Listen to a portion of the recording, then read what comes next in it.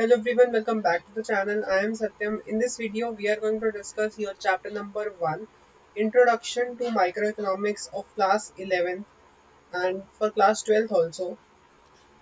So, इस video में हम माइक्रो इकोनॉमिक्स का आज आपका फर्स्ट चैप्टर शुरू कर रहे हैं. हम थर्ड चैप्टर ऑलरेडी कर चुके हैं आपका कंज्यूमर्स इक्विलिब्रियम माइक्रो इकोनॉमिक्स का ही. सो कई बोर्ड्स में क्या होता है 11th में माइक्रो इकोनॉमिक्स सीबीसी के अंदर होती है और कई बोर्ड्स में जो है 12th में होती है माइक्रो इकोनॉमिक्स. तो ये वीडियो दोनों के लिए ही है, चाहे आप कोई भी क्लास में हो. This video is for chapter number 1 of micro economics, that's it. And this video is also compatible for CUET. सो आज हम स्टार्ट करें चैप्टर 1. बहुत बेसिक से चैप्टर है, आपको बेसिक बताया गया है कि क्या होता है आपका इकोनॉमिक्स. बेसिकली आप फर्स्ट टाइम 11th में आए हो, आप इकोनॉमिक्स फर्स्ट टाइम पढ़ रहे हो एज अ सब्जेक्ट. आप इकोनॉमिक्स फर्स्ट टाइम पढ़ रहे हो तो अब आपको सबसे पहले फर्स्ट चैप्टर में यही बताया जाएगा कि इकोनॉमिक्स होती क्या है. इकोनॉमिक्स की सबसे पहले तो चलो मैं आपको बताऊंगा, थोड़ा बहुत इंट्रो ले लो. सो इसमें आपको बताया जाएगा कि इकोनॉमिक्स क्या होती है, इकोनॉमिक्स की कौन कौन सी ब्रांचेस होती हैं, किस किस चीज़ में हम इकोनॉमिक्स डील करते हैं, हमारी लाइफ से इकोनॉमिक्स कैसे रिलेट होती है. अब सब चीज़ें आपको इसमें बताई जाएंगी एंड बहुत इजीली. अब आप 11th में वो माइक्रो इकोनॉमिक्स स्टार्ट कर रहे हो. वैसे बता दूं, there are two branches of economics, that is one is micro economics and one is macro economics. Micro पढ़ते हो 11th में, मैक्रो पढ़ते हो 12th में. तो माइक्रो जो पढ़ते हो वो आप इंडिविजुअल के लेवल से पढ़ते हो. माइक्रो मीन्स, आपको माइक्रो का मतलब बता दो, माइक्रो मीन्स होता है स्मॉल, छोटा, यानी एक इंडिविजुअल लेवल पे पढ़ते हो आप एक बंदे को छोड़ के. एंड मैक्रो जो पढ़ते हो वो पढ़ते हो as a whole, economy as a whole, पूरी दुनिया को इकट्ठे लेके चल के सोचते हो. ठीक है. तो जब अब आप माइक्रो इकोनॉमिक्स पढ़ रहे हो ना, तो ये सोच के चलना आप ही एक इंडिविजुअल हो, आप ये सब कर रहे हो तो इजी लगेगी. ये चीज़ आपको मैंने लास्ट वीडियो में बताई थी. स्टार्ट करते हैं chapter. So the first thing come is what is economics. अब स्टार्ट कर रहे हैं, समझते हैं इकोनॉमिक्स होती क्या है.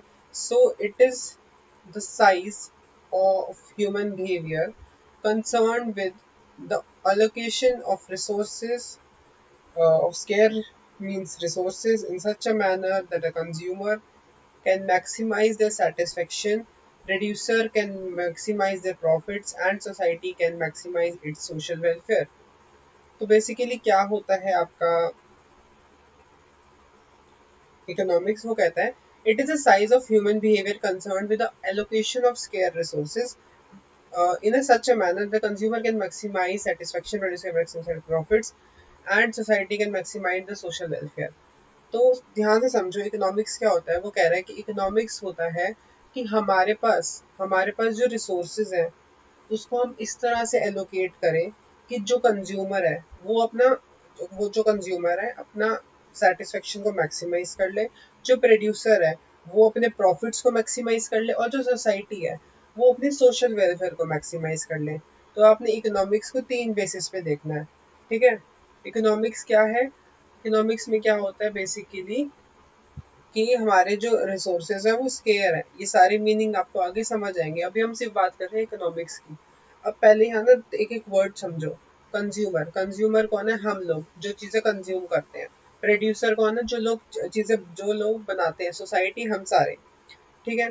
तो अगर हम हर एक के पॉइंट ऑफ व्यू से देखें, एक इंडिविजुअल के पॉइंट ऑफ व्यू से देखें, तो हर एक के हिसाब से क्या है, हर कोई चाहता है कि उसके लिमिटेड रिसोर्स में वो मैक्सिमम सेटिस्फेक्शन ले पाए. ये चीज़ तो आप सबको बेसिक से पता ही है. कंज्यूमर क्या करेगा, वो मैक्सिमम सेटिस्फेक्शन लेने की कोशिश करेगा उसके पास जब भी रिसोर्सेज कम है.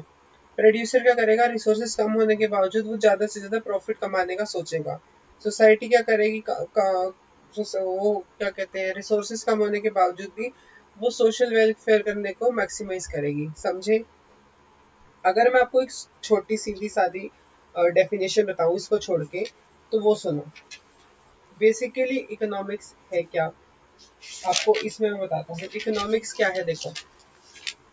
Economics is a subject matter that deals with the rational management of limited resources in such a manner at micro level An individual consumer is also able to maximize his satisfaction, and an individual producer is able to maximize his profits at a macro level of a country, is able to achieve highest possible GDP growth and highest possible social welfare.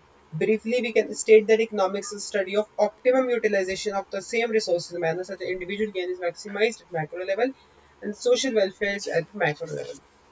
देखो समझो है क्या economics हमारा क्या subject matter है। Economics हमारा subject matter है जो डील करता है हमारा rational management of limited resources से। इसका कहने का मतलब क्या है कि हमारी जो वांट्स है वो अनलिमिटेड है बट जो हमारे रिसोर्सेज क्या है वो लिमिटेड है। ये तो क्लियर सी बात है। वो कह रहे कि मतलब ये एक ऐसा सब्जेक्ट मैटर है, एक ऐसी स्टडी है जो रेशनल मैनेजमेंट पे डील करती है कि हम अपने रिसोर्सेज को इस तरह से एलोकेट करें, इस मैनर से एलोकेट करें माइक्रो लेवल पे भी, मतलब एक इंडिविजुअल के लेवल से भी, और एक मैक्रो लेवल पे भी, यानी पूरी economy as a whole level पे भी, ताकि हमारा जो सेटिस्फेक्शन है वो मैक्सिमाइज हो पाए। That's it, this was economics. समझे? इकोनॉमिक्स की चीज क्लियर होगी। अब समझो नेक्स्ट आता है हमारे पास scarcity. What is scarcity? It refers to the situation when what you want have is less than what you wish to have.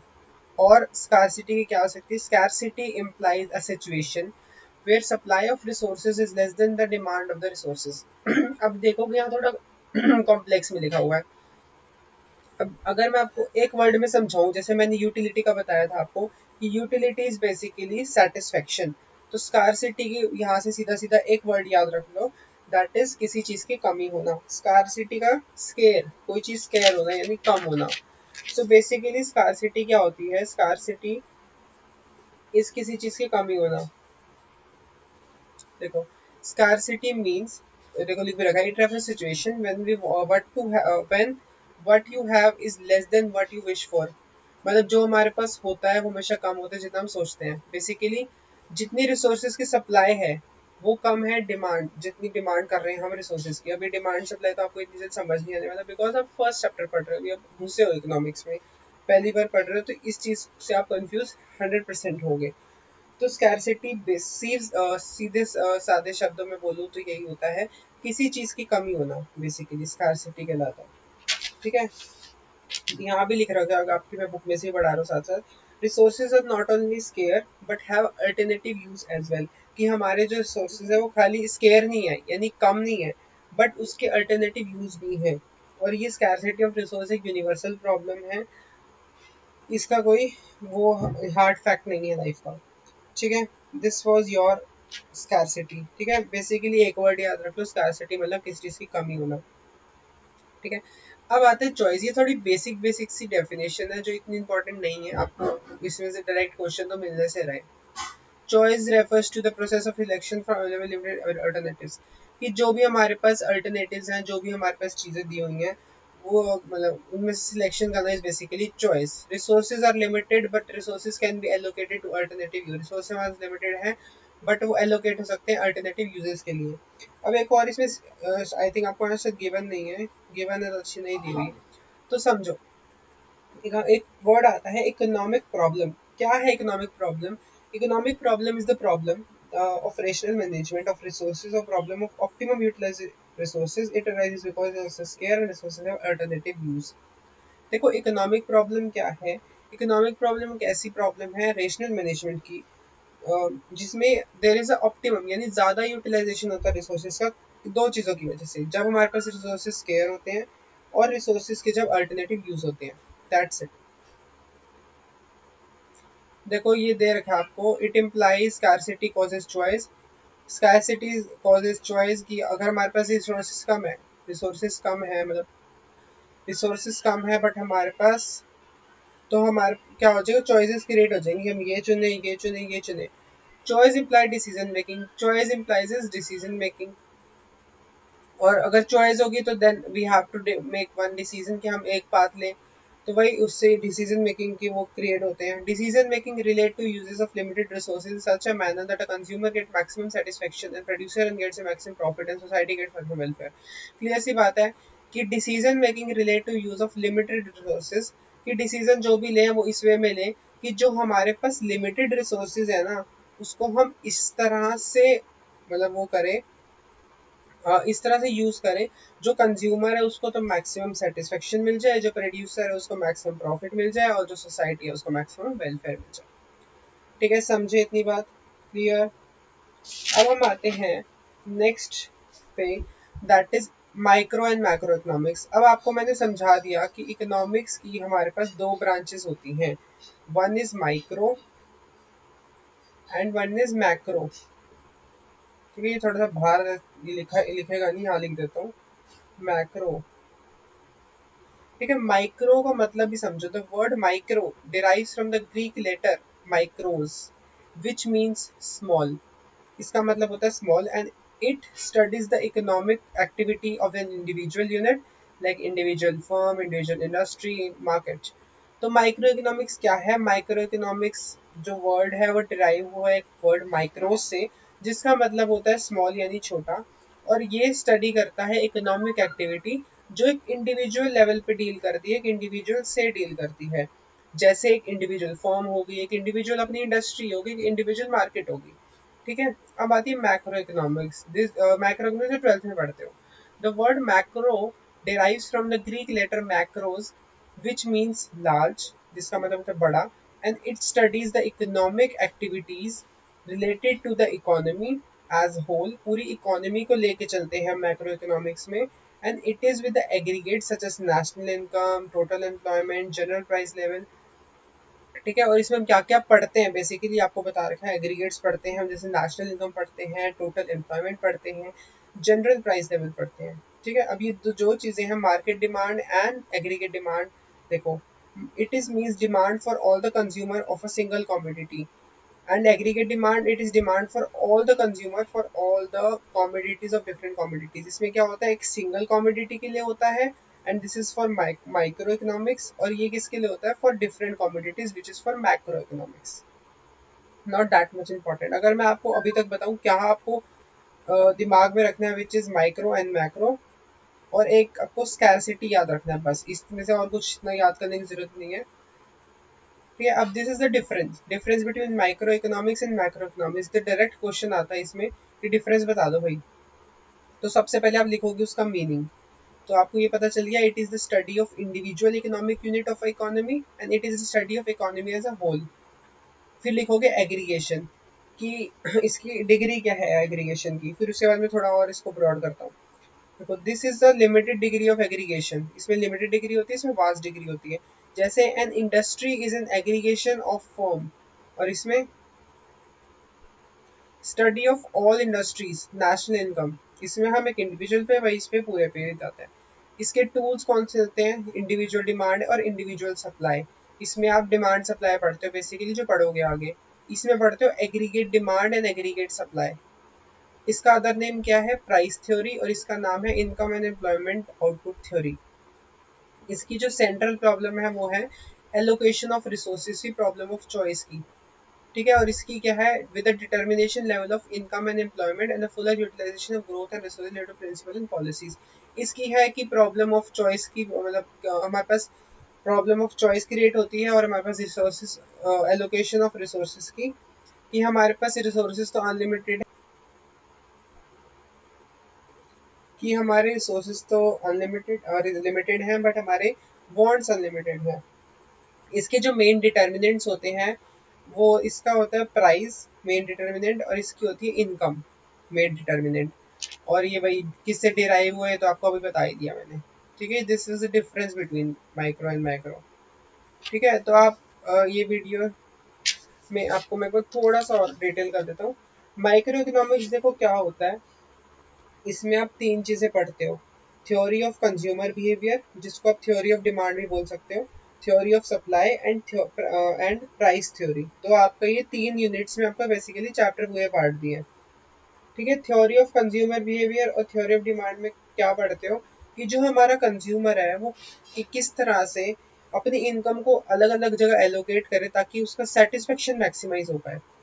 Theory of producer behaviour में पढ़ते हो कि प्रोड्यूसर कैसे अपनी इनकम को हर जगह एलोकेट करे और अपना मैक्सिमम सेटिस्फेक्शन या फिर मैक्सिमम प्रॉफिट ले पाए बेसिकली।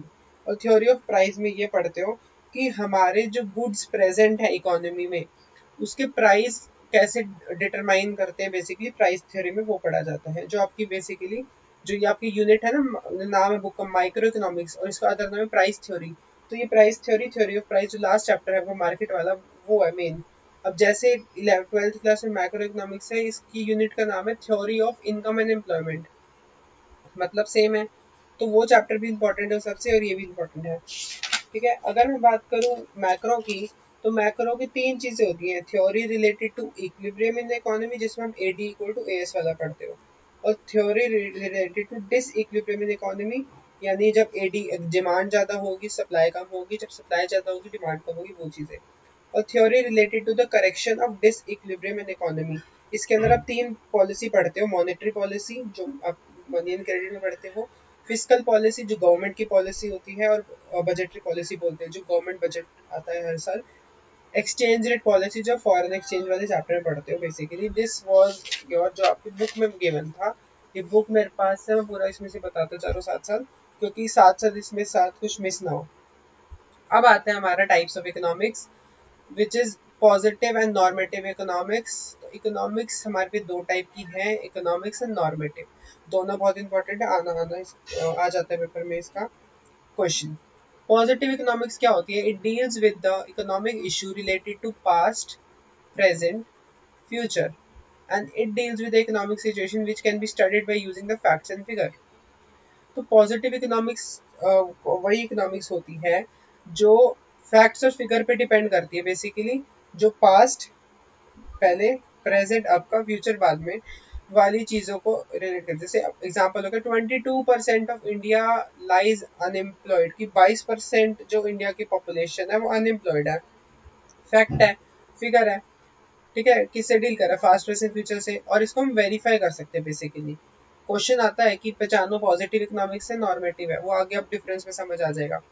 देखो नॉर्मेटिव कौन सी होती है? It is the economics of what ought to be, कि क्या हो सकता है। It deals with the opinions of the economies related to economic issue problem. तो ये खाली इकोनॉमिक इशू और प्रॉब्लम से डील करता है। जैसे government should concern how to reduce poverty, कि गवर्नमेंट को ऐसा करना चाहिए, ऐसा सोचना चाहिए कि पॉवर्टी कैसे कम हो, गरीबी कैसे कम हो। तो ये है कि क्या हो सकता है, व्हाट ought टू बी। ठीक है, अब समझो ये कि पहचानोगे कैसे। अब तो इतना तो याद कर लोगे, रट लोगे, दैट हाँ कैसे पहचानोगे कि आपने ये पॉजिटिव है नेगेटिव वो है नॉर्मेटिव है। तो मीनिंग तो आपको पता चल गया। देखो these statement are verifiable. Positive नाम से समझ लो, पॉजिटिव प्लस का साइन, यानी ये वेरीफाई कर सकते हैं। नॉर्मेटिव सिर्फ समझो नेगेटिव, नहीं, एन से नेगेटिव पी से पॉजिटिव नहीं कर सकते, ये वेरीफेबल नहीं है। देखो यहाँ अगर आप देखो 22% इंडिया की पॉपुलेशन अनएम्प्लॉयड है, वेरीफाई कर सकते हो, यानी ये कौन सी होगी? पॉजिटिव होगी। पर गवर्नमेंट को पॉवर्टी रिड्यूस करनी चाहिए, ये एक फैक्ट है, ये कोई अपना ओपिनियन दे रहा है, ये वेरीफाई तो नहीं कर सकते ना। तो this statement is not verifiable, that is considered as normative economics. These statements describe what is, what was, what will be given under circumstances. इसमें आपको ऐसे मिलेगा what is, what was, कि क्या है, क्या था, क्या हो क्या होगा, what will be given under circumstances। तो इसमें क्या होगा? what ought to be, क्या हो सकता है under given circumstances। ठीक है, value judgement, this statement do not value judgement, इसमें कोई जजमेंट नहीं होती, बट इसमें होती है। इसमें ओपिनियंस होते हैं, सजेशंस होती हैं। अब ओपिनियन सजेशन मतलब किसी ने बोल दिया भाई गवर्नमेंट को जो है भाई ये सोचना चाहिए कि गरीबी मिटे, ये क्या है? ओपिनियन दे रहा हूँ। मैं बोल रहा हूँ आज कि इसमें से लेते चलो, मैं बोल रहा हूँ कि एक मिनट, मैं बोलता हूँ कि जो ये हमारा एक्ट है मनरेगा, ये एक दिन ऐसा छाएगा कि हमारी कंट्री से जो है अनएम्प्लॉयमेंट चली जाएगी। मैं अपना ओपिनियन दे रहा हूँ कि हाँ भाई एक दिन ऐसा आएगा कि गरीबी हट जाएगी। तो this was a opinion, this is not verifiable. So तो इसको हम बोल देंगे नॉर्मेटिव इकोनॉमिक्स। और यही मैं बोल रहा हूँ कि about 60% of people are engaged in agriculture. ये क्या है कि एक परसेंटेज मैंने दे दी कि भाई इतने बंदे हमारा एग्रीकल्चर में एंगेज्ड है। वेरीफाई हो सकती है, मैं चाहूँ तो डाटा ग्राफ निकाल के करवा लूँ कि हाँ भाई इतने परसेंट जो लोग हैं वो एग्रीकल्चर में हैं। वेरीफेबल है, कोई भी वैल्यू जजमेंट नहीं दे रहा मैं, ऐसे ओपिनियन नहीं दे रहा मैं कि हाँ भाई 60% उसमें वो है इंगेज्ड है, ठीक है। So this is positive. समझ में आया डिफरेंस? बस आपको ये पहचानना है एंड आपने लिख देना है दिस इज नॉर्मेटिव वगैरह वगैरह। फंक्शन क्या है? It studies the how different mechanism to solve the economic problem and studies whether mechanism are desirable और not. Prices have been rising in India. 25% of population is below poverty line. Example दे रखे हैं, prices जो है India में rise कर रहे हैं और 25% पॉपुलेशन जो है पॉवर्टी लाइन के नीचे है। और यहाँ बोल रहा है government should introduce the policies how to reduce the employment और पॉवर्टी। अब ध्यान से दोनों जगह डिफरेंस समझो। वो बोल रहा है कि प्राइस जो है इंडिया में राइज कर रहे हैं, 25% लोग जो है पॉवर्टी लाइन से नीचे हैं। अब मैं ग्राफ वगैरह से अपना गूगल करके सारा रिकॉर्ड निकाल सकता हूँ कि कितनी पॉवर्टी लाइन के नीचे वगैरह है। वेरीफेबल है, ट्रुथ बोल रहा है वो, और कोई भी जजमेंट नहीं दे रहा ना, अपना ओपिनियन नहीं दे रहा, तो मैं इसको पॉजिटिव कह दूंगा। बट यहाँ पर वो क्या बोल रहे हैं, गवर्नमेंट को पॉलिसीज इंट्रोड्यूस करनी चाहिए भाई कि कैसे हम पॉवर्टी अनएम्प्लॉयमेंट कम करें। मैं ओपिनियन दे रहा हूँ भाई, करनी चाहिए बट ओ टू बी, ठीक है, नॉट वेरिफेबल, नॉर्मेटिव। समझे? अब इतना अच्छे समझाते तो समझ ही गए। तो आपको पता चल गया। अब बताते हैं हम next which is economics. Controlled economics, तीन टाइप की इकोनॉमिक्स होती है, कंट्रोल्ड, मार्केट एंड मिक्स्ड। याद रखना ध्यान से। कंट्रोल्ड इकोनॉमिक्स होती है जो हमारी गवर्नमेंट डील करती है। मार्केट होती है पी से, यानी प्राइस, ओ सॉरी प्राइवेट। मिक्स्ड होती है दोनों का मिक्सचर, गवर्नमेंट एंड प्राइवेट दोनों, ठीक है। इनके और नाम भी है, मैं नाम भी बता देता हूँ। देखो, कंट्रोल्ड इकोनॉमिक्स होती है एक्टिविटीज जो हमारी रेगुलेट करती है government, but degree of control varies across different nation. Such is economics where degree of control is very high is known as controlled economics और सेंट्रल प्लान इकोनॉमिक्स। इस economics को controlled economics और central plan economics भी बोला जाता है। Basically इसमें आपने ये चीज याद रखनी है कि ये हमारी गवर्नमेंट रेगुलेट करती है, जैसे चाइना हो गई, रशिया होगी, नॉर्थ कोरिया होगी, ये इन जगहों पर ये वाली इकोनॉमी चलती है, कंट्रोल्ड इकोनॉमी। मार्केट इकोनॉमी होती है प्राइवेट वाली, और मार्केट इकोनॉमी को फ्री इकोनॉमी भी बोला जाता है। These economy where the degree of control is national, these are called free economics और market economy। इसके एग्जांपल है यूएसए और यूके। यूएसए और यूके में मार्केट इकोनॉमी चलती है, नहीं प्राइवेट, ठीक है, प्राइवेट सेक्टर कह सकते हो, इसको फ्री इकोनॉमी बोला जाता है। मिक्स्ड होती है दोनों की मिक्सचर, जहां पर दोनों होते हैं, गवर्नमेंट एंड आपके प्राइवेट, और इसको हम मिक्स्ड इकोनॉमी बोलते हैं। इसमें कोई और नाम नहीं होता। जैसे इंडिया, इंडिया जो एक मिक्स्ड इकोनॉमी है, प्राइवेट भी है और पब्लिक भी है। अब डिफरेंस देख लो, वैसे मैंने सारा बता दिया, फिर भी देख लो। इकोनॉमिक्स वेयर, थोड़ा राइटिंग से देख लेना, मेरी राइटिंग है। Economics where the economic activities are firmly controlled by the government और सम सेंट्रल अथॉरिटी। या जो कंट्रोल कौन सी होती है, जो गवर्नमेंट कंट्रोल करती है या फिर कोई सेंट्रल अथॉरिटी कंट्रोल करती है। और इकोनॉमिक डिसीजन जो है वो किस बेसिस पे होता है, फॉर द सोशल वेलफेयर। वो ये नहीं सोचते हमें कमाना है, वो कहते हैं सोशल वेलफेयर हो जाए। इकोनॉमिक्स यहाँ फ्री कौन सी होती है, जहाँ पर कंट्रोल करती है मार्केट फोर्सेस यानी प्राइवेट, और ये डील करते हैं प्रॉफिट मैक्सिमाइजेशन के। और ये होती है जो गवर्नमेंट भी करती है और प्राइवेट भी करती है, जो प्रॉफिट भी मैक्सिमाइज हो जाए और सोशल वेलफेयर तो हो ही जाए। और इसमें कंज्यूमर जो है सॉफ्टवेयर नहीं होता, और काफी सारे रिसोर्सेज जो है गवर्नमेंट ही इसमें कंट्रोल करती है, और पब्लिक सेक्टर जो है इकोनॉमिक एक्टिविटीज को डिटरमाइन करता है। यहाँ पर कंज्यूमर सॉफ्टवेयर होता है, कंज्यूमर अपनी मर्जी से कुछ भी खरीद सकता है, क्योंकि यहाँ क्या है, गवर्नमेंट में सॉफ्टवेयर नहीं हो सकता। यहाँ पर वही बंदे का उस पैसा खरीदे अपना, प्राइवेट वाले, प्राइवेट का काम ही क्या है, उसको प्रॉफिट मैक्सिमाइज करना है। और यहाँ रिसोर्सेज ज्यादातर लोगों द्वारा ही कंट्रोल होते हैं, और प्राइवेट सेक्टर जो है डोमिनेट करता है एज ए इकोनॉमिक एक्टिविटी, यहाँ पर पब्लिक करता है सॉरी। ठीक है, यहाँ कंज्यूमर सोवियर होता है, रिसोर्सेज कंट्रोल कर सकता है, कंट्रोल कर सकते हैं लोग भी, और इसे प्राइवेट और पब्लिक दोनों ही डोमिनेट करते हैं। दिस वॉज योर चैप्टर, समझे? आई होप आपको समझ आ गया होगा। एक और चीज रहेगी, समझो समझो। मैंने यहाँ पर जैसे आपको बताया टाइप्स ऑफ इकोनॉमिक्स, यहाँ पर एक वर्ड आना था विच इज इकोनॉमी, कि इकोनॉमी क्या होती है। ये आपको मैंने लास्ट वीडियो में बताया था अपनी जो मैंने बना रखी है चैप्टर 1 की, तो आप कोई भी देखो, दोनों में सेम चीज ही बताई है। इकोनॉमी क्या होती है? Economy is a system by which people of an area earn their living. Economy एक ऐसी सिस्टम है जहाँ पर लोग अपना पैसा कमाते हैं, कोई भी सर्विस देके पैसा कमाते हैं। एक डॉक्टर है, डॉक्टर एक हॉस्पिटल में जाके अपनी सर्विस दे रहा है, इलाज कर रहा है, उसके बदले पैसे ले रहा है। इकोनॉमी एक ऐसा सिस्टम जहाँ पर लोग काम कर रहे हैं, अपनी लिविंग को अर्न कर रहे हैं। एक टीचर है, स्कूल जाके पढ़ा रही है, वहां से सैलरी ले रही है। तो ये क्या है? इकोनॉमी है, इतनी इकोनॉमी चल रही है, लोग अपना काम कर रहे हैं, पैसे कमा रहे हैं। By giving their services they are earning their living, that's it. Teacher हमने जैसे एग्जांपल में ले सकते हो, टीचर स्कूल जाके पढ़ा रही है, अपनी सैलरी ले रही है। डॉक्टर हॉस्पिटल में जाके ठीक कर रहे हैं, वो हो रहा है। ठीक है, कोई भी ले सकते हो ऐसे। इंडस्ट्रियलिस्ट इंडस्ट्रीज में जा रहे हैं, अपना काम कर रहे हैं। फार्मर अपने फील्ड में जा रहे हैं, काम कर रहे हैं, पैसा ले रहे हैं, बात खत्म, इकोनॉमी चल रही है। समझे इकोनॉमी क्या होती है? इवन बाई चांस मेरे को दिख गया। So this was your chapter. अब नेक्स्ट वीडियो में मैं मिलूंगा आपसे for your PPC, basically central problem of the economy, जो हमने करना है इसके बाद सेकंड चैप्टर। तो ऐसे ही कंटिन्यू रहेगी माइक्रो इकोनॉमिक्स भी। Thank you for watching, and if like share subscribe and press the bell icon for more updates, and don't forget to like the video. You can follow me on other social media accounts, all the links are given in the description box. Thank you.